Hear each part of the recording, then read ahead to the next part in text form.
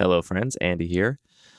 A little bit of context for this week's episode. We hosted a Cube extravaganza this weekend with lots and lots of in-person drafts of paper cubes and had a good time doing it. One of the problems of planning the weekend was that I wasn't going to have time with Anthony to record a normal episode and edit it and get it out to y'all. So rather than skip a week, we decided to record what I'm going to call a live episode with a bunch of people we played Cube with this weekend. So this episode has no structure, no topic, and the audio quality is decidedly worse because it is hard to record 12 people in one room. Very difficult, especially with two mics. So keep that in mind, and if this is your first episode, maybe skip it and just move on to a different normal episode of the show. Yeah, I hope everybody enjoys. And I'm going to go to bed because I'm tired. It was a long weekend.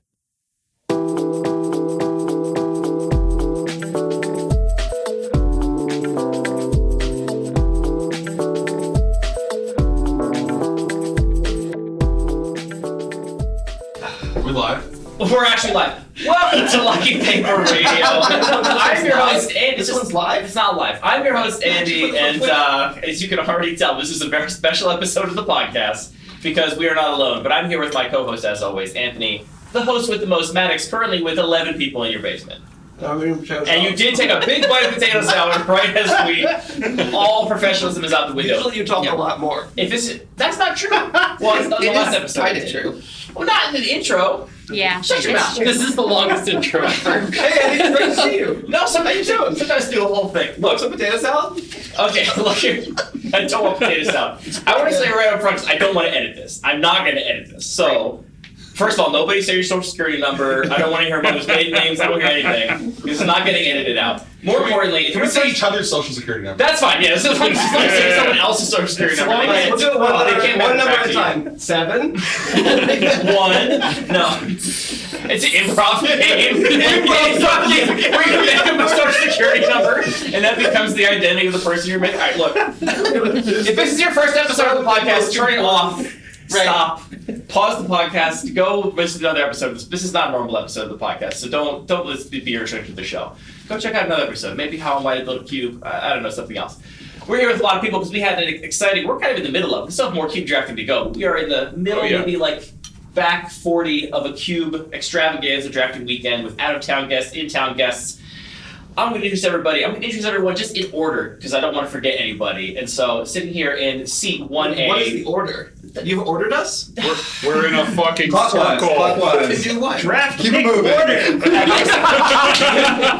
Everyone just say your name at the same time. Apple pick one, friends and peers. No. I'm glad there's not many awkward sounds because that was mostly what I wanted. Sitting in seat 1... No, not person 1, but seat 1, we have James, master of all Maddox designed cubes. Well, I lost today. I've been unseated. Finally. I've been usurped. How many 3-0s was it in a row? You said it was 5? 5 3-0s in a row. Wow. Out of No one, 2 not that cubes. anyone's counting, but... What do you think makes you understand Anthony so well? You can just be a good magic player, and I design weird cubes that take a creative problem solver to figure out. Yeah, let's go with that. I asked James, not you, Anthony. Oh, sorry, right. I'm person number 7 or so. Yeah, so Well, you get introduced already. All right. Next up, we have the person who, of course, smuggled New York bagels across state lines for all of us to enjoy. Despite COVID We have protocols, Alex. bagels are known. Thank you, Alex, for bagel smuggling. of course. It's very important to have good bagels. And then, Daryl, you were like, what's my nickname going to be? Of course your nickname is going to be, who's that tank engine again? What's that tank engine? Oh, yeah, Thomas. Except your name is Daryl. Welcome to the show, Daryl. Happy to be here. Choo choo. You have a lot of options. You could have been that. You could have been, my mom made this cake, Daryl. Because you just walked up. I didn't make this cake. I got to take it. My mom made this cake, everybody. I brought my cake my mom made. Yes. And then, of course, we have... free weekend, Daryl. And then, of course, we have, oh, you all drafted a cube right now? Ankit just walks into the middle of the cube draft. Oh, you all drafted a cube right now? Hey. If only there was some sort of schedule laid out. Very clear black and white, shared with I don't know everybody. how to read spreadsheets. It's a doc, not a spreadsheet. This particular data, I love spreadsheets. This particular data not suited to spreadsheets. And then, of course, wait, how was that nickname? Sorry, everybody. What was Daniel's? I forgot it. Oh, of course, Daniel, most definitely never playing against Mimic Vet ever again, Wheatley. Oh yeah, never again. Nope. One of the only return guests on the show. Absolutely not. You gotta speak up a little bit because you're sitting way back. Yeah, howdy. Or get closer. You don't like Mimic Vet? No good? Love Mimic Vat. Don't like it in a format where you can't remove artifacts. Who could possibly be responsible for some abomination like that? Black is of course my favorite color, as everyone knows. I only play the one. The listener's gonna get that joke. Yeah. Makes a lot of sense to them. Daniel, as you may know him from a previous episode, Daniel is the owner of the All Gold Cube and Commander Deck Builder Extraordinaire. Welcome back to the show. Yeah.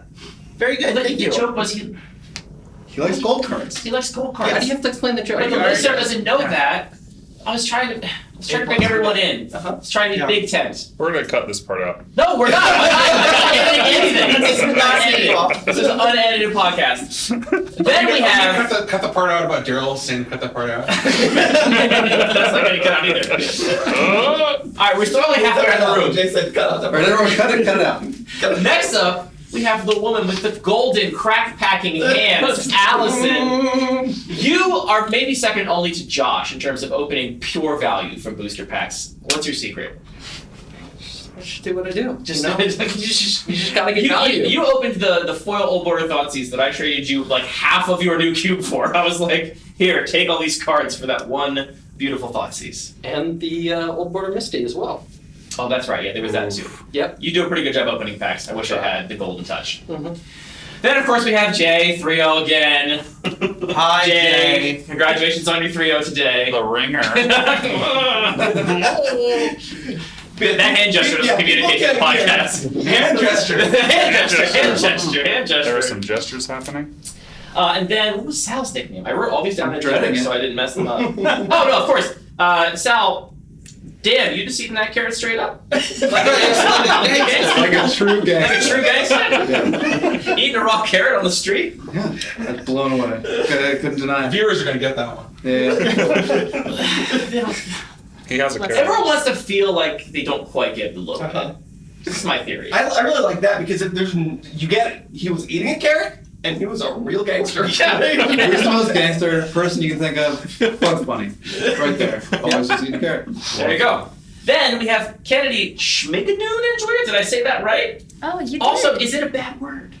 No, it's not. What is Schmigadoon? Schmigadoon is a parody of Brigadoon. What's the musical. Brigadoon? Brigadoon is a musical. What's a I didn't know musical? we were turning into this into a musical segment. I don't care what we talk about at all as long as I don't have to edit it. That's my only rule. Yeah, not paid, but this is a plug to watch all of Schmigadoon. All right. In one setting, preferably. With booze. That's helpful. Daniel, how much did you drink last night? I had like maybe 8 glasses. You were mildly catatonic. I was like, is Daniel asleep? And you were like, no, I'm not asleep. I'm fine. I'm great. I'm glad you made it home safe and sound. And then finally, the last seat. We finally made it around the room. It only took 8 minutes. Parker, 2-mana 8/8 flyer Levaskis. I am the wheel, just like Murktide Regent. Did you wheel it? No, yeah, I did. You wheeled it. Oh, I love that card. It's so good. Kennedy and Parker have, of course, also been on the podcast before. We got new friends. We got old friends. Everybody's introduced. Now begin talking about Cube. Go ahead. Someone take it away. Why is LED in DMC? Great question. So, Is there a super important point? I've been thinking about it all day. you just What is this card for? You just keep, sorry, so look, the main thing Lion's Eye Diamond is for in the degenerate microcube is Bomberman combo. Are you familiar with how it combos with Ario Salvagers? And now, it's a kind of, that rarely comes together, but when it does come together, it's super sweet. I also think it does stuff with Emery. It kind of does stuff with Luris, if you're being extra spicy. Yeah. It does stuff with Gush the Scepter. Does everyone know Magic Card All-Star staple? Gush the Scepter? Gush the Scepter. 0 mana for an artifact. You tap it to put a card from your hand under Gush's Scepter, or take a card from under Gush's Scepter and put it back into your hand. I'm lost. That's all it does. It's just an artifact for Tinker. I mean, It's an artifact for Metalcraft. One with nothing for- also does stuff with the scepter in exactly the same way. No, but the Scepter protects stuff from hand tape. It ups the count for your Tolarian Academy. It's an artifact for Tinker. It's an artifact for Metalcraft on Mox Opal. And you tuck your spell under it. Next turn, crack your Lion's Eye Diamond. Then put the spell back in your hand. Use all that mana to cast your spell. Nice job, By that reckoning, we should be putting bag of I holding. knew there was going to be an answer. Ooh. Bag of holding. Yeah, bag of holding. No the bag of DMC. holding in the Bag of DMC. holding It's with not- lion's eye. How do you lose? You only have to pay one more to crack the bag of holding to get all your cards back. That's true. We have to make an environment now where bag of holding and lion's eye diamond coexist together. He's got enough cubes. Don't give him any more ideas. They're not all done yet. How many cubes are in the middle of building, Anthony, that are not yet finished? I have 2 in terms of like gathering in paper. Actually gathering paper. I have 2 that are like 80% complete Okay. in a box. The long tail is hard when the mail will get delivered here in Baltimore. Yeah, I actually haven't even ordered them, so I can't blame. I got all excited about getting some goblin tokens this weekend, and I was like, I can't wait to order these and have them get lost in the mail. That'll be fun for me for a while. Looking forward to that. Well, let's go one draft at a time. The first, so we've done, I don't know, 6 or 7 drafts at this point. The first draft of the Did weekend, you though, introduce what was happening? I might have just been eating potato salad. I thought it was pretty clear. It's a bunch of people that came. We played a bunch of Cube. It's currently Saturday evening. We've been playing Cube since Friday evening. We have more Cube to play after this, and then tomorrow morning. Got a lot of Cube to go. Let's just go one by one. So Parker, we started off the event drafting your mid-range Cube. Do you have anything smart or interesting to say about it? I have nothing smart to say. I just want to know what you guys thought. What did everyone who got to draft Parker's Cube think about it? I loved it. Oh, thank but you. I also won. So You did. that does inform my opinions of it. Interesting. That Cube does have a lot of gold cards. Daniel, I feel like you speak the language of gold cards. I Did do. you feel like you were advantaged in that environment? I felt it, and my first pick one was Wrench Mind. And what was your second pack one pick one? Him to Turok. Your second pack. Your second pack one pick one, Daniel? Come on. Yeah. See, Daniel wasn't lying when he said black was the only color he played. Look. Yeah. So I can't believe you started on Wrench Mind. Parker's Cube, That is really which is mind-blowing. chock full of broken flexible cards, and you're like, Wrench Mind. Wrench Mind. And And they got people with it. I mean, yeah. So I got Rio, follow the What school else Daniel. was in that pack? But also I got- speak up a little more or get closer or No, I something. can do that. Can we get one more chair in here? Get in here, Daniel. I'll just get on my knees. I'm not editing it, Daniel! I'm not editing the podcast! No, I got. Watch it. I got Turok and him. I got Asmo and her book. I got I've only got a legendary. Wait, James, break it off for us. What's the name? Asma, Random, Martica, Dyson, Nicole, Kai. Now, That's what I had. As a random mark, can I see the cooler card? Okay, we got 2 people to know. We finally got James. So you had that. You had a lot of little 2-card combos. A lot of 2-card combos, and then I ended up moving You have towards Saint green. Sebastian and his arrows, and Gimli and his axe. Moses and the staff. No, I just had I ended up going into a Golgari deck, and Did you just play 2 colors? just 2 colors. Wow. Yeah, Wow. maybe 3 fixing lands. Like I did not prioritize fixing very high. 3 fixing lands in Parker's Cube. Yeah. Parker's Cube has like 120 fixing lands. in Okay, it. so I did all of that. You would have to actively try not to get more fixing lands in your colors, I feel like. So I did. I'm so impressed right now. I did all that, and then This is what he does, and by then the like way. Yeah. He defies all expectations and understanding about you think Magic should work. He's like, I played a 65-card draft deck and I crushed everybody, and here's all my how prize big packs. was your deck? 43 cards. Only 43! So, Now, if you know Daniel, that is reserved. You are showing some I restraint. was feeling very conservative. No, what was I gonna say? I ended up near the end of the draft. I worried that I might have needed to draft the lands, primarily because I wasn't sure if there would be basics or not. Like I saw a lot of. Wait! It's Time out! So, part of the way through the draft, you were like, wait, do we get basics? Is this a desert cube? Do I have to have all my lands? That was the word. Well, we had 4 packs. We had more than I'm normally used to drafting. And it was 4 packs of 16. Yeah. So That's there's a lot a of lot Magic more cards. cards than I had expected. So I was like, maybe I was supposed to get the lands as they went. Did you ask? And you go from that thought and that feeling to a clean 3-0. I did ask, but five picks pack before. 4. Yeah. For the end. As if you could have fixed it at that point. yeah. I'll spend my last 5 picks on lands for sure if I don't get any basics after the But yeah, I had a Mishra's Bauble and Glissa. I had what? Go on. Oh, great. So I really ended up drafting more value than I normally go after. It was a lot of fun. I feel like you're normally a value-oriented drafter. No, I usually prioritize whatever the gold card is that I get first, and then I just filter around that. That's a kind of value. Or Legion's Landing. That's the other. You do love Legion's Landing. That is like I think my all-time favorite draft card. You're such a complicated creature, and I love you for it. Thank you. I don't like to be simple. All right. What other observations do we have, if any, from the draft of Barker's Cube, other than Daniel coming in and doing what I think Daniel does, which is to say, just dissecting the format handily and doing what you're not supposed to do and then crushing everybody. I really like the 4 packs of 14 with tons and tons of fetches and duels, just because like I feel like drafting 3 packs of 15. I'm always really sad by the end of pack 3 that the draft is over and I got my magic. Yeah, that my thing. Yeah, well, sort of, but then my complicated thing that I was trying to do didn't come together, and then like pack 4 comes around and it's like, oh, maybe I'll get there. And sometimes I do. This time it was okay. Did you get into the pack 4 and have that same sicking feeling though? No, I thought my deck was going to be sick, and then I read the card after I pitch cast Fury and then ephemerated it on turn 1. Realized that it didn't hit face. I do remember that. And then I said, oh no. And then I totally lost that game. Boy, if Fury can hit face, yeah, burn. It would be tier weird. 0. Every format Fury's legal in. Yeah. But anyway, it's good. It's not. It doesn't hit face. Like, come to find out. Anyway, I thought about it. I think they did a good job deciding to our Fury. Yeah. And not ruining people's entire days. Yeah. That was a good draft, I thought. And then we parlayed seamlessly, just like this beautiful segue, into drafting Alex's Pauper Cube. Alex, you had mentioned that you had made so many changes to this cube since you last played it on account of pandemic reasons that you had no idea how it was going to play. Were you happy with how it played? Yeah, it was. I mean, Modern Horizons 2 was like, of course, like completely bananas. Yeah. Like, I got hit with what's it called? Captured by Lagax. I'm like, all right, I can't actually beat this card. Dude, Captured by Lagax was so sick. I loved casting that card so much. It brought me a lot of joy. You know, like, Volkey was indeed, as Parker said, completely excellent. What does that card even do? What's the rule set of Volkey? Can you do it off the dome? Well, the important part is it mutates for 2 and a white, and it's a 2/3 flyer, and it gets a counter when it mutates. And a 3/4, I think, just outsizes 90% of the creatures in that format. You just wanted a 3/4 flyer. I really wanted something with 4 toughness. Volkey was just the medium. It was the cheapest. Yeah, it was the cheapest one. Yeah. So yeah, Captured by Lagax was great. What else? What are highlights for you in terms of watching people play the cube? With all the new cards.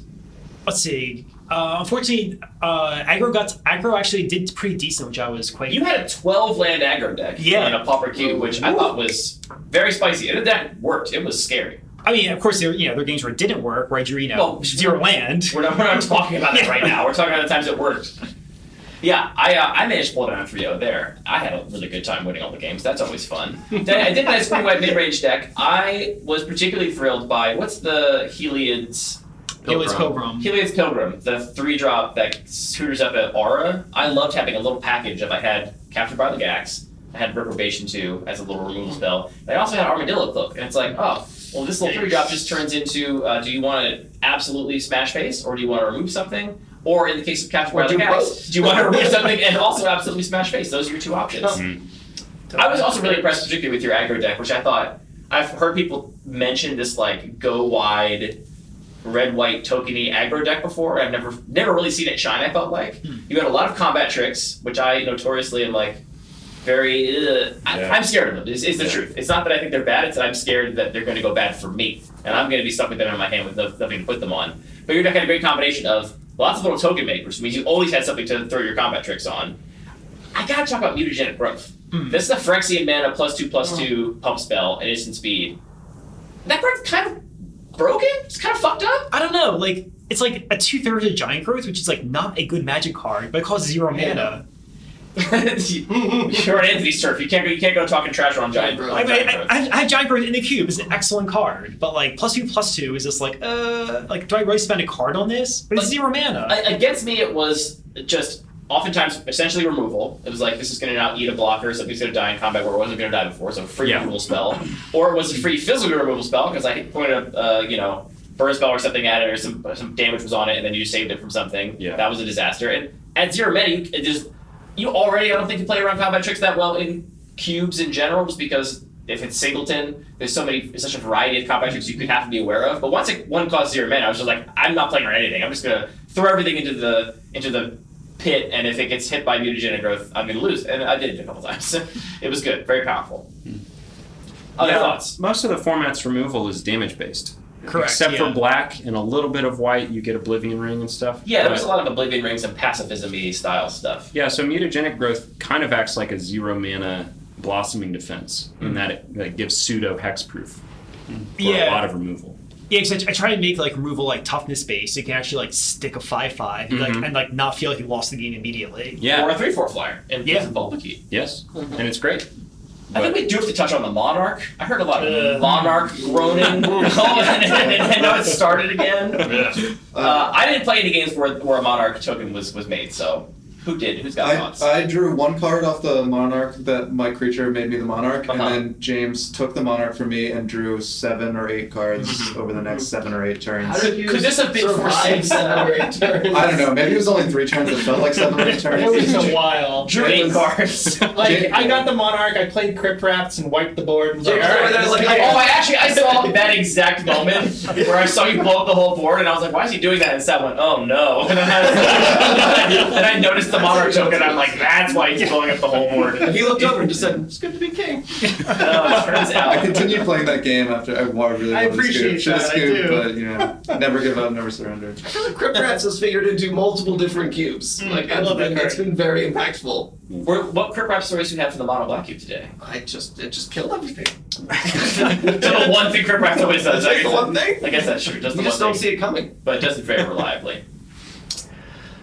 Anyway, Monarch 1-on-1 still not my favorite mechanic. I don't know. I got questions about it. I'm glad to see that Fall from Favor was not in the cube. It was in for 1 iteration. I played it once. I'm like, no. That's like, not out of here. Choice. If you think you're like captured by the gax, what if it drew you n number of cards, where n is the number of more turns this game continues to go on? That's the Fall from Favor has like the Planeswalker feel of just like you play your Planeswalker, like you play your Jason Mind Sculptor, bounce your thing, and then yeah. But Pauper, it's only 3 mana, so that's something. What's the next cube we drafted? I can't keep this straight. We drafted 2 more cubes. We drafted. Oh wait, did we draft another cube? Was there more cube drafts last night? I thought it was just Andy's. I think it was just mine this morning, right? Okay, cubes this morning, and then Brand Cube. Yeah, then we did the Bun Magic Cube this morning. I'm curious what people thought of the cube. I haven't done a full 8 in paper in a long time. Pandemic times. We've done some digital drafts, but the first time we did a full 8 in paper. Who's got thoughts? Roast me. I love the Bun Magic Cube, but I didn't get to play it today. Which no, I'm not salty about it.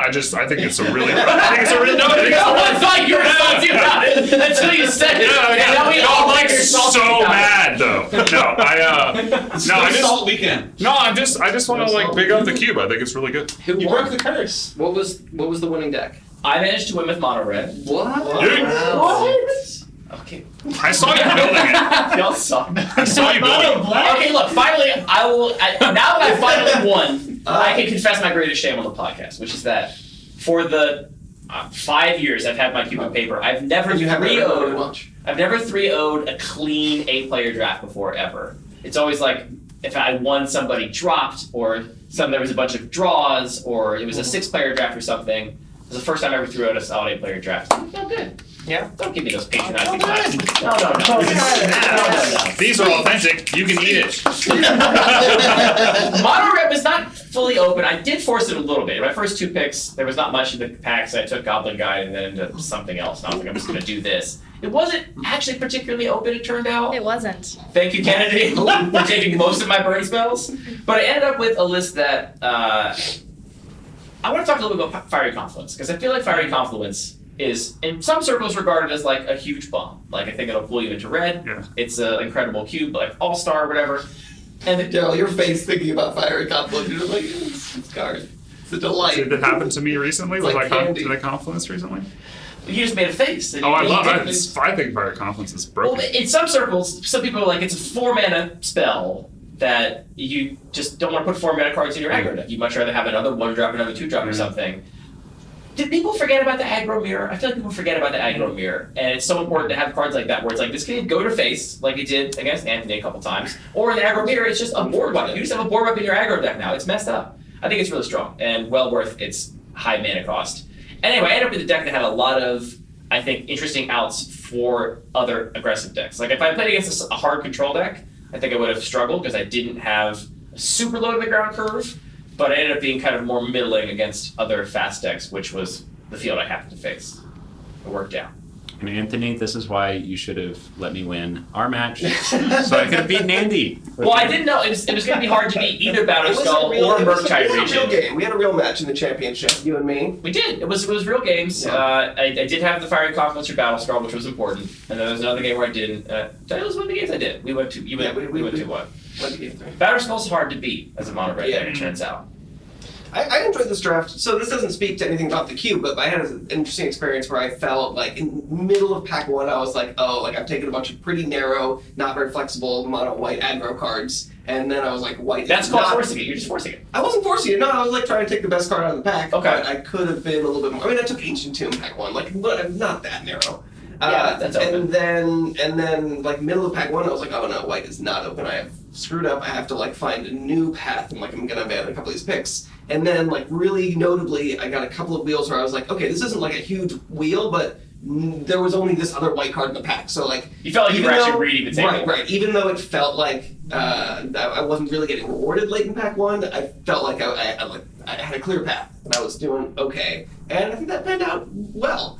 It was also interesting. I feel like I've drafted mono white or like white X with a little bit of black or something a couple times recently in this cube. And this was one where it was like, okay, I finally have like Stoneforge and all the pieces I need plus the sideboard plan. Mm-hmm. I have Monastery Mentor, and I actually am like thinking about how well I can support it and have a lot of ways to make it work.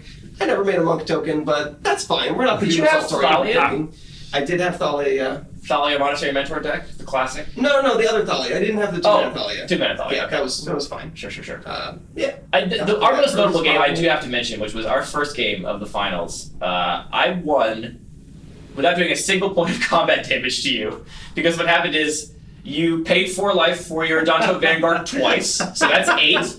And then so let's just talk in terms of value. So I've done nothing. I've destroyed 2 of your creatures. And then you tapped your. One of them was half of a bird spell. It was just half of a forked bolt. You're like, I'll pay 4 life for that. Yeah, like, I'm happy turning this into a kill that other thing plus a better lava spike. Uh-huh. Then you tapped your Ancient Tomb 3 times. Yeah, You tapped your Ancient Tomb 3 times, and then I hit you with the Fiery Confluence, and that was the game. That's 20. That's how you got to 20. Hey, you only have 1 card left in hand. I felt like I was doing pretty good. It was a spicy one for sure.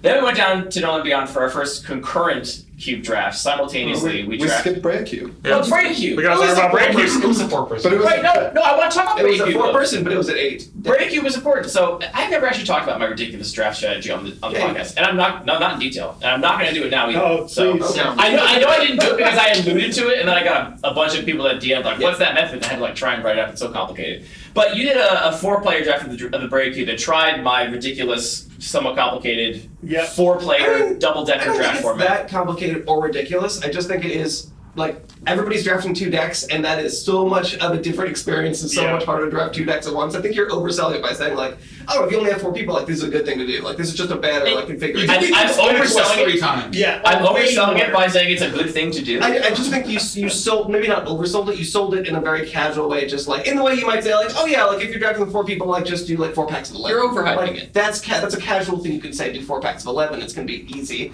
But when you're saying like this, do a thing that's twice as complicated, it's not like a substitution, is what I'm saying. No, You should I- sell I it as, wanna- would you like a different and twice as hard experience? Yeah. That would be an appropriate Well, way to people sell who it. drafted this, would you do it again if you had 4 people? Huh. Would you do the same I draft actually think experience? it felt like a really good system, and it was fun drafting 2 decks because it just you felt way more engaged with the draft experience. It is a little like of a headache to bounce back and forth. Some ibuprofen was requested. James literally. James literally came over after the draft and was like, "Do you have drugs or Tylenol or anything?" My head hurts so bad. It is interesting to like what you're going to wheel for your other deck sooner than you might normally. Mm-hmm. So you Well, can you kind think of you might know.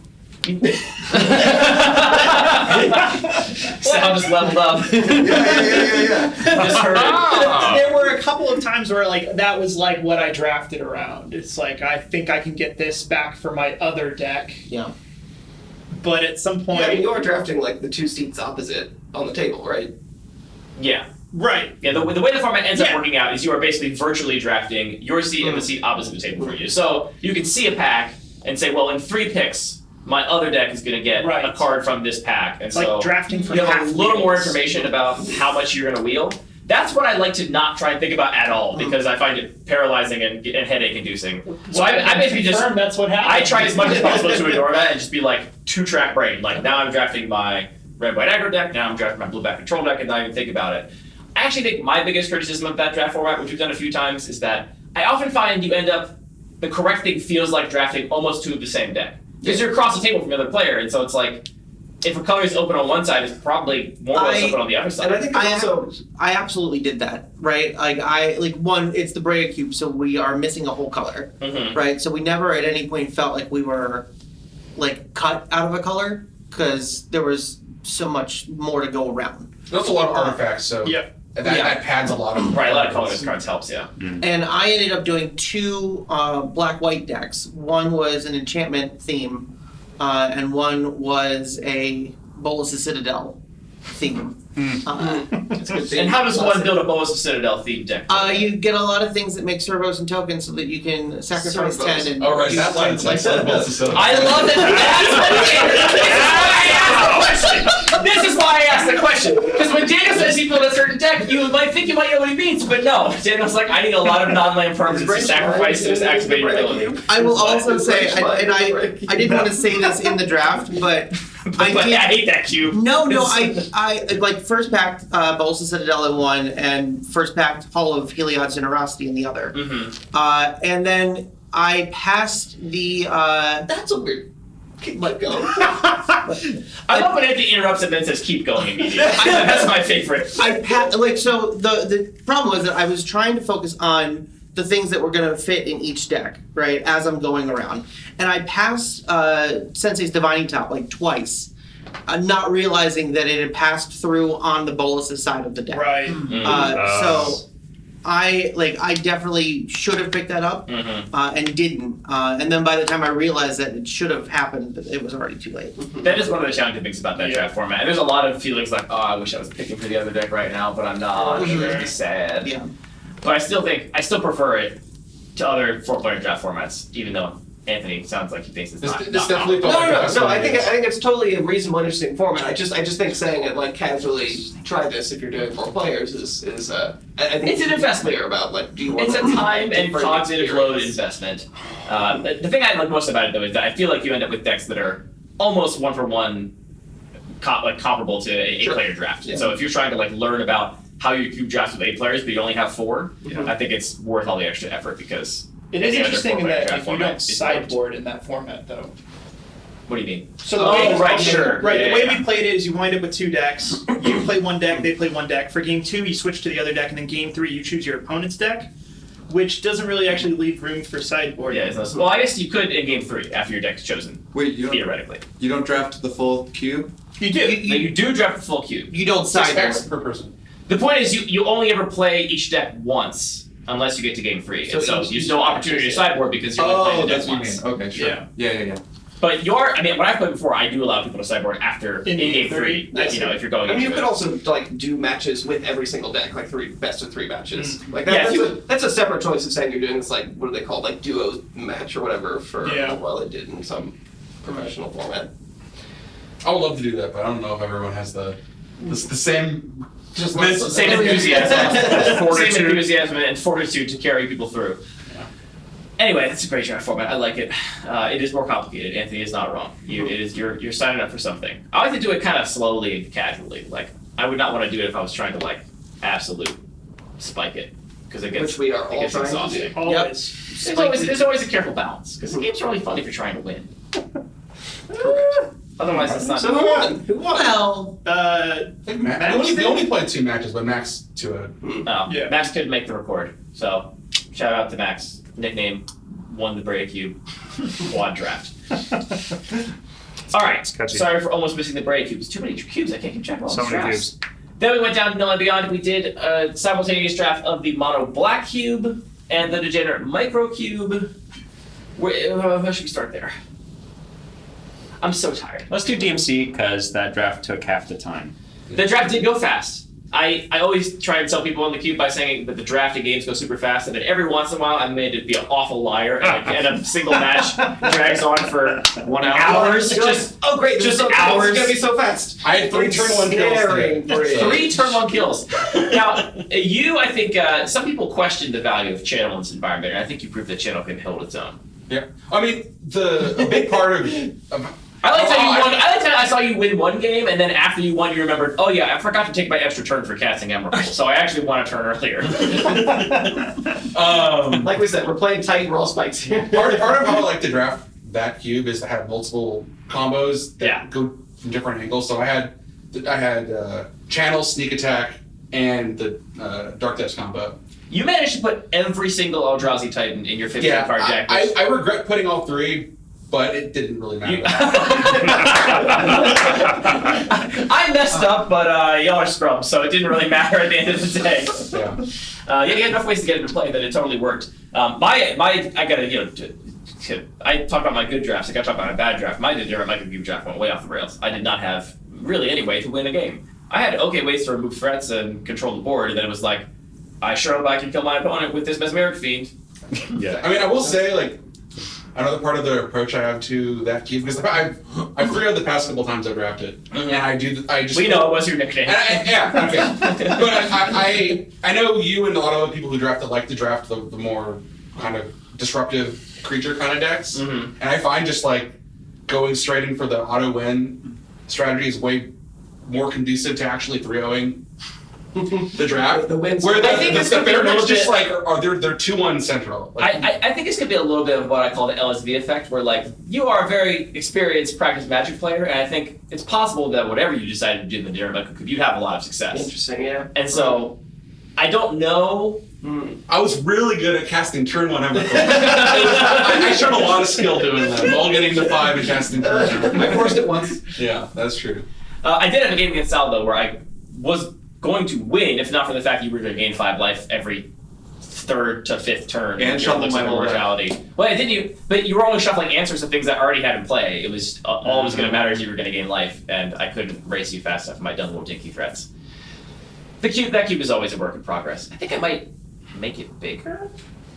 I actually do like the idea of having a 3rd pack, because one of the hard parts of drafting it is if you like mess up during the draft, your deck is unplayable. It's over. Yeah, you screwed up. Yeah, it is. You can completely derail a draft with that, which is what I did today. Because like my deck was not functional in pack 1. I would describe my deck as almost non-functional. I mean, I did like steal 2 games basically, but it was not a good deck. Barely did anything. Would you change the deck size at all? No, I would keep the deck size the same. I would just let you draft more cards in some way. Mostly because I want to fit a little more fixing in. Yeah. I feel like that would open up more options for deck building if you have more fixing.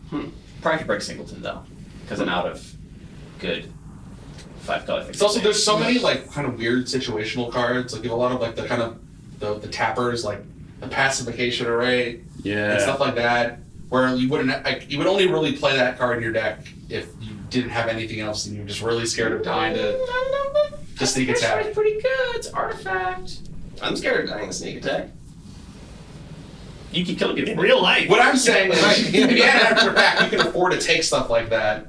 And also take cards you actually want to play. Like, no one's excited to put that card in their deck. That is true. I was not excited. That is a much cleaner way to put it. No one is excited about pacification. Especially when you play a cube, a pitch has the degenerate combo cube. Yeah. And you're like, oh, you gotta put this like random like this draft common Gush the tapper because it's like kind of good at beating the degenerate stuff. If you want to play something that's non-degenerate.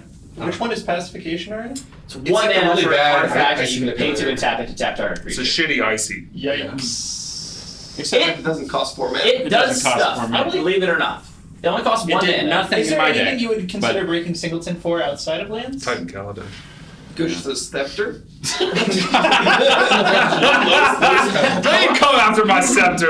Everyone gets a Lotus Petal. Because like certain cards like Aether Spellbomb just like so overperform and are like unique to that environment. I think if you get multiple, it would ruin it. It would become Aether Spellbomb the format. I kind of love Aether Spellbomb. Yeah, it's I beat Mark who had both of them, and I ground through both of them with my deck. Seal removal and Aether Spellbomb. Yeah, he had both of them playing. Okay, and I beat there's both of them. still- Yeah, and you had Emrakul, and that was like 2 answers to Emrakul, and it didn't matter. He had an Assassin's Trophy and both of those in play For my dark depths, and I beat both of them. I love how happy you are about this. And Mark is not here to defend himself.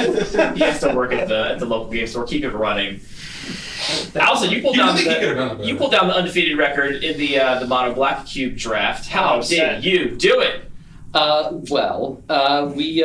played Gonti. We made Daryl over here very salty. Fucking awful. That's me. And Daryl, I love you. I love it too. I love everything about you. Love it too. You are a very impassioned gamer. Oh yeah. A very impassioned elite gamer. You don't like to lose. I hate losing. You don't like to lose, and so you began Cube Weekend Friday afternoon by saying like, everybody's no salt weekend. Yeah. And then you proceeded to skip the first 4 cube drafts. And I was like, Daryl is succeeding. So far it is no salt weekend. He showed up with cake and he wasn't salty about it. Well, the thing is that the queues filled so quickly too that because it's hard to organize this whole thing. Well, and I just you sent out the document and immediately the Bun Magic Cube was full, and that was the one that I would have wanted to do. I mean, I would have loved to draft Brea too. Hey, I'm down. I've had fun, and I'm looking forward to like Turbo Cube and shit.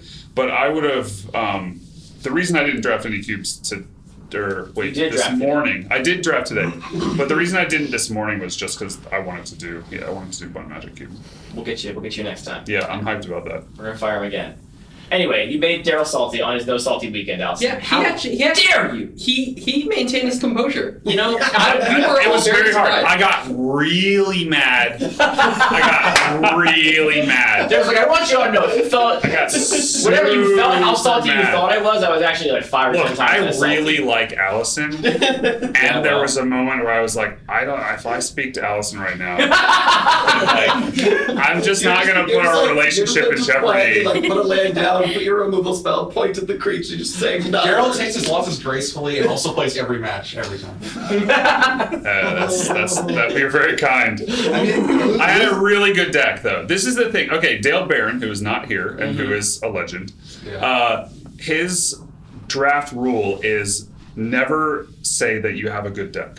It's a very good rule. Always say that your deck is bad, and don't even say the bad deck. Don't say it right. Don't say it's all good. you're serious about for is to look like a stupid idiot when you either say you have a bad deck and every time. Yeah. Every time I draft, I'm like, this deck is awesome. And then when I lose, I'm so mad because it's my fault and I suck. I have learned this in a little bit of streaming Anthony and I have done. So often we'll draft our decks and then I'll be uploading the video and I'll see it be like, my deck didn't go so well, and then easy for you. Or I'll be like, this deck's pretty good, and easy clap. I get no wins. Deck did nothing. And it's like, look, you look so dumb. Just don't say anything. I try to say anything anyway. Every deck I draft is a masterpiece. Okay, well that would be a fun little ironic thing if it was anyone else saying it, Jay. But instead it's just a little braggy. Yeah. All right, I'll say one more thing about Black Cube. I drafted Mimic Vat, which is like power in that cube, and it's basically unbeatable. And in game 1, Allison immediately Gontied it off the top of my deck, and I knew it. I was like, it's not in my hand. I bet they're looking at it right now. And then she played it, and I died. And I wanted to go home and not play Magic anymore. What's your fault putting? But you didn't. You stayed, and then I stayed in, and I flooded out game 2, and I meditated for a couple minutes, and now I'm fine. Great. Allison, now we hear your side of the story. Yeah, so I ended up drafting. I think played the Mono Black Cube maybe once before, but I'm honestly not certain. And so I got a couple. My only thought was like draft value cards or like some synergy, and I got pulled in a weird direction between zombies and vampire tribal. We've all been there. So, great offers on both sides. And then I ended up getting Gonti, pick 1, pack 2, and then I got past a recurring nightmare. So I was like, okay, so this is what we're doing. Yeah, right? Kind of get. Who did that? Yeah. I mean, Daniel was. Is that you? Nope, nothing to do with me. I would not do that. I think I got. It might have been recurring nightmare pack 3. What's actually. a recurring nightmare? Yeah. Cool. There, that's why. Is it Bandit Commander? Yes. That's why I don't know it then. It's the Bandit Commander one, yeah. It's busted as hell. So I ended up with this like value deck, but that didn't have a lot of really good value creatures that you could continuously generate You had value. Gonti. I had Gonti, yes, but the problem is that You had like I couldn't filigree familiar. I couldn't Time for the 3-0 drafter to talk about the ways in which their deck is bad. It was very hard for me to generate board presence to continuously loop through Recurring Nightmare. So the problem would be is that I didn't have a lot of creatures with enter the battlefield effects.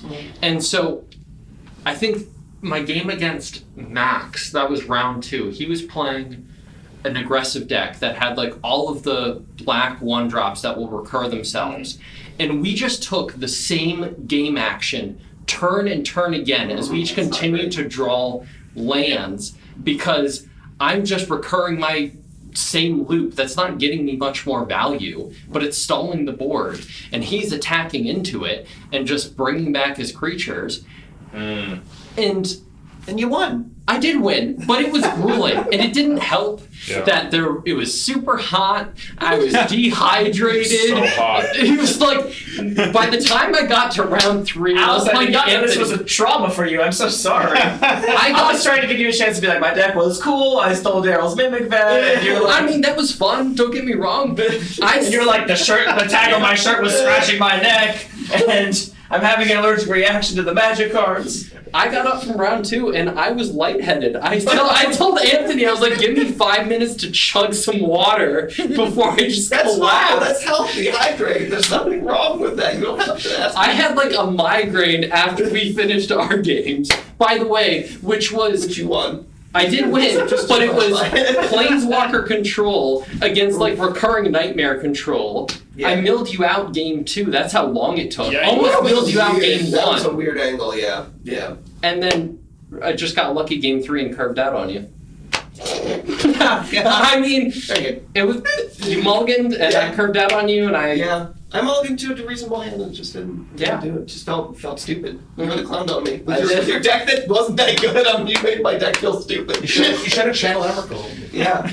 Oh, and then after all of it, realizing that I should have been playing a card in the main deck and would have made everything a lot easier. If You're doing great. If I just you think you could have 3-0'd more? Yeah, I think I could have. Thank you, Daniel. Thank you, Daniel. I think I could have speed run this draft in a more efficient manner. That's what it's all about. So you're glad you won, but it took so long and gave you a headache. So you wish you could have conquered everybody more quickly. Yeah, there's a lot of optimizing we can do to this run, so I foresee future runs. There's a lot of opportunities to save frames here and there. Yeah.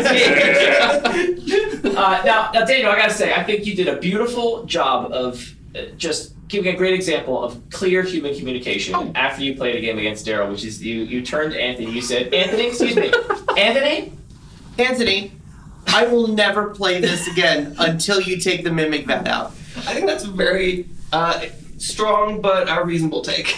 Yeah, no, it's fine. I've played it twice. I've lost to it twice. I don't need to do it Would again. anyone else So Anthony, spotlight turns to you. Would anyone else like to nominate any other cuts from the Black Cube while we're shipping? Sorry. No, just talking. Gonti. I like Swamp. You Okay, got Swamp. every I like it colorless on land. Swamp. So I like Gonti I really more. enjoyed playing the colorless lands. No. They're not. It's a trap. You're a trap. I mean, you. Whoa. I mean, James. Anthony, don't get too spicy. I'm not editing this one. Be careful. James, you did not 3-0, and the person that did 3-0 had a colorless land in their deck. Shit! This is what I want. Maybe we should do some shit. You 3-0'd Allison. Should we cut Mimic Vat? Yes. Okay. You should I think probably that's also cut consensus. Gonti and Kalidas. recurring. No, Kalidas is fine. Ooh, Kalidas I is fine. think Kalidas is good Kalidas is because fine. you need You have a lot of graveyard. removal. There is a lot of Kalidas dies to removal. Yeah, and you need Gonti's graveyard not. heroes. Gonti's already stole your Booster Tutor or your Mimic Vat, in my experience. I won't draft your cube if you I cut think Gonti. recurring No, nightmare we got dueling threats. Wow. is wow. also pretty suspect because they're What's that? recurring nightmare. Yeah. That's the one bandit commander. But I can't play it in Commander, so I gotta play it somewhere. It's That just is true. repetitive. That's my That issue is with it. that is an interesting aspect to this discussion. Like, so the idea with the Black Cube was just let's have a colorless cube with no color, and can we still have diverse archetypes and interesting gameplay? and especially like interesting draft. And I chose black for lots of reasons. It's very cool. There's lots of flexibility, diversity, and things that the cards can do. But there is a little bit of a trend in a lot of black cards to be somewhat repetitive because it is about like the graveyard and recursion and sacrificing your own things. Interesting. The name is how it feels to play against. How much graveyard hate is there in there? There could be more. I mean, also I think a lot of it doesn't get played. Like I feel like we're still. It's not valued enough. People aren't taking it highly enough. What's that? Clinton Dust in there? I think that card's great. Recurring Neighbor is also really weak to discard spells. That's well, I'm not sure I would say really weak. It's the same amount of weak as every other card. There are multiple Cling to Dust You can't too. get rid of enchantments. Sure, there are a bunch of There is a lot of graveyard hades. Yes, And it's interesting. Like we drafted maybe 2 weeks ago or a week ago, and somebody who was And I drafting for the first 3-0'd time. Allison. Well, I wasn't. James, I wasn't there, so clearly. But it was interesting. Now that I am here, run it back. Turn it back. Let's do it again. I'm sorry. Not the last. The last 3 drafts. Was I at any of those drafts? Y'all gotta settle this shit, man. Because it was interesting in the previous draft, somebody who was pretty new to it was the first time drafting Black Cube, they were like, zombies, I'm gonna take all the zombies, and they I did that. Withered Wretch. Excellent. A different person. One time I did that. Did you? What was your experience drafting? Did you draft Withered Wretch? Killed with that shit. That was insane. You were like, I gotta cut zombies. I remember you clearly saying that. I was like, don't do that. Wait, is Anki the reason you cut zombies from that cube? Because you did cut a little bit of the zombie tribal support. Did I? You did. Yeah. Like, I don't know, 4 months ago, you were like, Zombies I'm is just cutting good. back on this a little bit. It's a little too spicy. Huh, we'll put some more zombies in there. Let's get zombies going. Let's get zombies. So anyway, my point was they picked up Withered Wretch because they were like, this is a zombie card. I'm gonna put this in my zombie deck. And at the end of the draft, they were like, oh, this card I just thought was like zombie filler. This was the best card in my deck. Absolutely. Like Yeah. It just mattered. Grave Hate is so easy to underrate, I feel like. Yeah. We had the same conversation I was with really the sad to with the not Hive get of the Jupiter Eye Ball. Tyrant, the mainland from AFR, the black one that exiles from the graveyard, where you're like, oh yeah, it turns into a decently static creature land, and also it has this random upside. Sometimes Random upside that always is really important. It turns out every single time I ever played that card, I only animated it and attacked with it just so I could get that trigger. I don't care about the 3/3. Like it could have been a 1/1. Doesn't matter. I wanted that trigger. Speaking of Grave Hate, that needs to be added to that cube. Is Hive of the Eye Tyrant. Oh, into the bottom black cube? Yeah. Absolutely. Yeah. Oh yeah. And I think that any graveyard hate that you have in the mono black cube that can like be main decked just as like the card itself needs Which to be kept in. Dust is perfect. It's just like the cycle. Elspeth Conquers deck. Death is also like a standout. Yeah. But the thing is, to Anthony's point, Allison, I think people will oftentimes, even if the card is perfectly serviceable as a main deck card, if they look at it and think, oh, that's Grave Hate, they'll take sideboard. Even if it's like you can just play a Relic of Progenitus. It's just a 2-mana cycle. Play a Scrabble. Dothy Void One. Yeah. Well, but like Temeret does something, right? It's a body, really it's a low creature, it gains you life. Temeret is good. Sure. I don't know. But it is also Grave Hate. It's a Black. Right, but I'm saying there's also a suite of cards that I think are very playable that people would probably overlook even though they were main deckable. Because That's they feel fair. like Mm-hmm. Yeah. Anyway, I was a little bit disappointed nobody drafted aggro, and I had drafted that the previous time. It was kind of like, Max's deck was an aggressive deck. huh. I heard a lot about 1-drops that keep recurring themselves. Yes, that's an aggro deck. But it was also like Bone it was Splitter. also a cutthroat deck. Basically, it was like a blood artist. Yeah. Yeah. I mean, the last, like, the end of the pack was always like, oh, here's 4 cards that are, like, really aggressive 1-drops every time, which was a little sad to see, but I really do want aggro to work there because I think it is really fundamental to creating that whole structure of there being a range of archetypes and not just, like, everybody's drafting value soup. Yeah. So maybe the answer is just cut A few back. too many Everything's 3-mana super. sweepers. Interesting. That's Possible. That's my thought. You think they're actually like suppressing aggro with too many sweepers? Yeah, well, I mean, there's like Crypt Rats, there's Cry the Carnarium, there's Cry is Deluge, ridiculous there's Cry isn't. Plague Cry the Grenadier Engineer. is not there actually. Oh, okay. Specifically because it does host those. Drown in Sorrow is there, Drown in right? Sorrow. Ritual Yeah, yeah. Soot. Or Scry 1. Ritual Soot's also not. There's the Ritual evoke is- creature that gives all Ritual's in creatures Yeah, there's just a lot of like there's a lot of board wipes, and it's not particularly difficult True. to not find them because I think they are in general underdrafted. But the cheap aggressive threats are also the ones that are easy to recur. So, Yeah. like, as far as aggro decks that can Often. recover from a board wipe, There's black is- also, I would say, I was kind of amazed at how much removal was just going around the table. Like, you would have like a pack of 5 cards left, and there'd be like 3 pieces of removal left in it. There was so much good removal. removal. Premium Spot removal is Yeah. not that good. Yeah, there's a lot of ways to recur, so it's more like you It's want not that good when check everyone's out playing presence. Gonties. I agree, but like just having like very easy access to a lot of spot removal, to kill like your Rakdos character or like whatever, any of the non-recursive aggro creatures are just, you have so much removal that like they don't matter. Interesting. It's not hard to brick wall aggro in the black cube. I actually am not scared of aggro in the cube, except for a zombie deck that goes like Lord Mastery. That's like the only thing I'm actually scared of when I'm just doing value crap like skin render, I'm always afraid of ETBs. Gary's the card I had Gary in my deck too. Oh yeah, not very many good I played it one time, and it was in our last match. You didn't have anything good with recurring night. Yeah, it made one appearance. One appearance. How did you win this deck? Sounds really mediocre. No, I don't think it's incredible. You never played Knight Incarnate against me. I never played what? Knight Incarnate? I think I saw your whole deck. Knight Incarnate. It's like a -3/-3. I had Incarnate. I mimic that in Incarnate. I was batting Incarnate. I got Mimic Vat and Recurring Nightmare confused. Now, everyone was complaining a lot about Mimic Vat.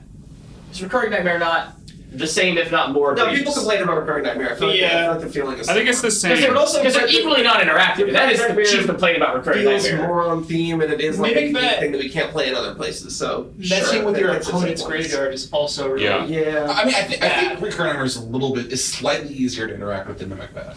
I feel like if you're In going the to mono black Mimic Vat, specifically. Also, the graveyard interaction. Because I know you were saying, you can just leave it in play, but you don't always. That's Graveyard not always how interaction the speed does work turns against go. Mimic Vat too. You can fizzle the Imprint trigger. But once you get something good under Vat, you're good. Like when you play that card and you get like even just a skin render under it, you're like, I'm Yeah, just a skin render. That's got to be top 5. I think I got your skin render. Yeah, whatever. But what I'm saying, or like Fenlurker or something, like Okay, sure, Fenlurker. or Burglar Rats or something like that. yeah. Like once you get Maybe I have to do it 4 as the withered player, wretches in the cube. 4 withered wretches in the cube. but once you have that, you feel like you can't lose the game. I'm mad at Mimic Vat because on stream I messed up the fact that you could make a copy on your opponent's end step, and it would survive to your turn. Then you can make another copy on your turn, and thus have 2 Mimic Vat copies simultaneously. It's also just a really complicated card. It is. Yeah. Just so many like strange rules interactions. Like we at some point we were Yeah, trying to figure out like Bontu goes underneath Mimic Vat, but also does it go back to the third of your library? And it gets exiled. I'm like, Well, that would go to the owner of the Bonchi puts it back in their bag. That's what we came to ultimately, but it was like a confusing couple of minutes talking about like the replacements, It was very confusing. Like, what do I do with? I was like, I don't even want your Bontu, but like, what if I wanted it?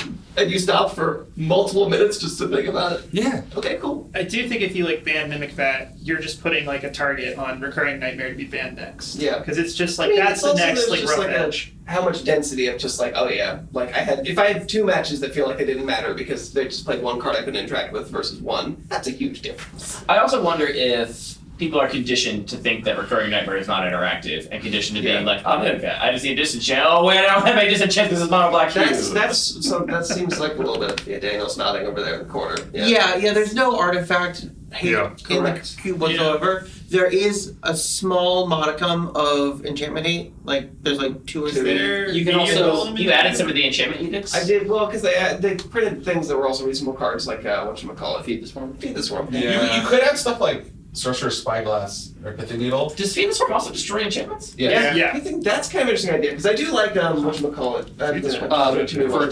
Revoker's nice for that. I also think cards like Urza Saga would be kind of a cool addition to your cube because that can fetch up like stuff like Relic for Dead Ends. I will not allow Urza Saga to be in more than 1 cube that I am Really? in charge of. Why? This card's dumb. Nobody wants to play this card. It's not pretty busted in I mean, like you've got like weird cards that are trying to make like an artifact deck going. Like what is it? Like the land that like gives something protection from artifacts. Or... Okay, that's just because I have one. You have Tower as a magistrate. You like the heart, don't you? No, I think it's cool.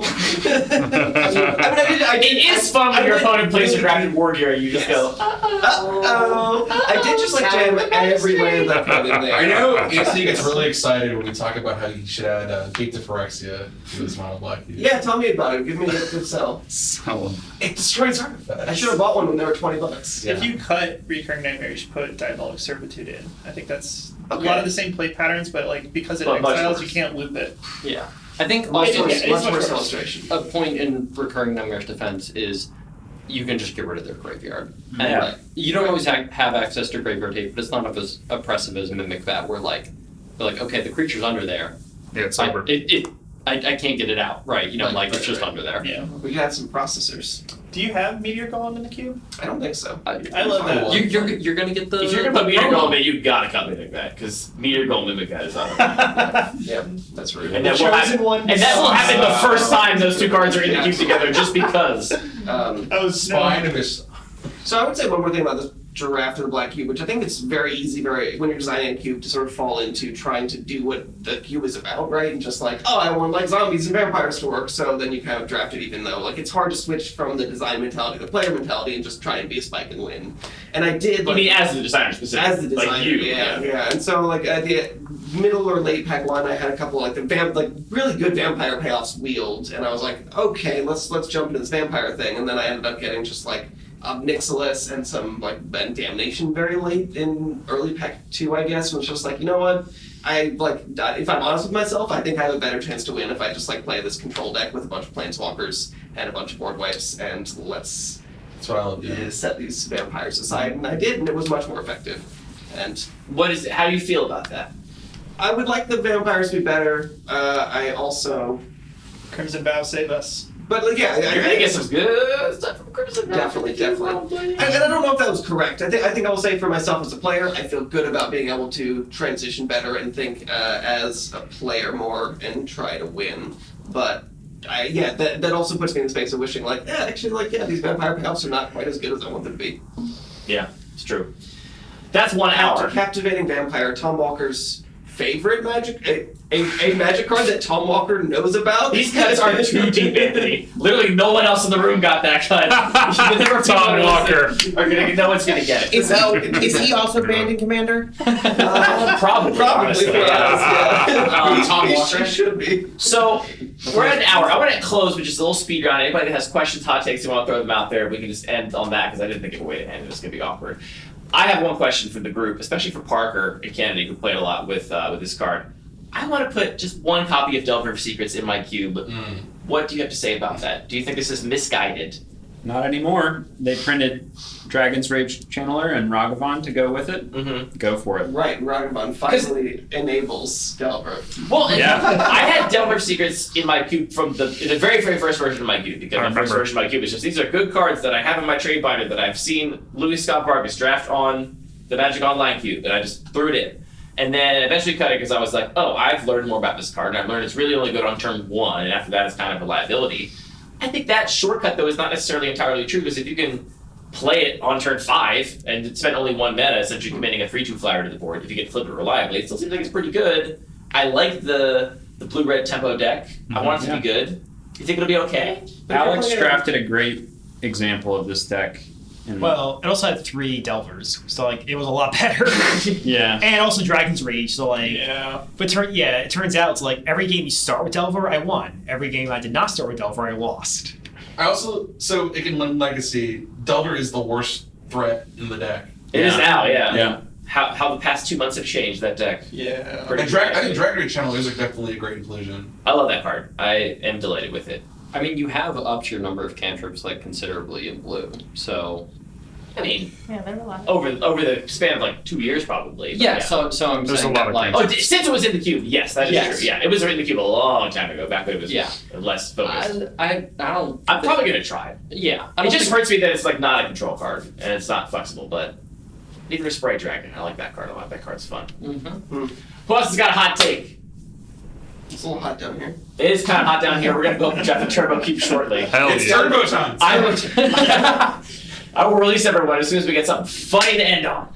I don't have a hot take, but I do have something I wanted to add. Okay. I really appreciated playing Parker's Cube because every single cube that we've played this weekend has been a really tight 360. And I think that as cube designers, that's what people gravitate towards, at least for their first cube. Or just what this playgroup does. And it's just really nice to play a little bit more laid back, breaking the rules, cube. It's just a lot of fun. Thank you. It was, I always enjoy drafting, but there's something to be said about just drafting like a looser format. It's just more fun, you know? Thank you. I really appreciate that. I loved it. It was great. I'm so glad. And I had no basics in my deck. I had 17 lands, no basics. Yeah, because you're not allowed to put basics in your deck. I thought about putting in a custom rule where you can only have a maximum of 5 basics of each color. Oof. Just to like clamp down on the crazy. Just like stop Daniel? Yes. Just to stop Daniel from whatever he's owing? I'm really glad I didn't. Because otherwise. I would have been real sad. Daniel would have been sad. I appreciate Daniel so much. And everyone else in the playgroup, but especially like. It's emblematic of like every time I think I understand Magic, Daniel comes along. I'm like, I have so much to learn, and I love that. Is that it? The end there? I really hope that we do this again. Yes. Yeah, we can make this happen again. This is an exhausting weekend. Hopefully next year will be even easier because it won't be still in a giant global pandemic. That would be nice. All right, so a year from now, That's we're the intro still for next in year's podcast. That audio clip next year when the fucking Omega variant is like ravaging the entire country. Oh, we have another. Max, wait, we're about to end the recording. You have like 2 minutes to say whatever you want to say about the entire weekend, everything you know about Cube. Get it on wax. I'll get close. Wait. What's Max's nickname? Oh, I didn't do one because Max said he wouldn't be. I was going to be here. Max, late to the recording. There you go. Max, I wasn't going to be here. Yeah. Drafted well, played good games. Had fun. Great. Do it again. Alright, thank you. Thanks for listening to Lucky Paper Radio.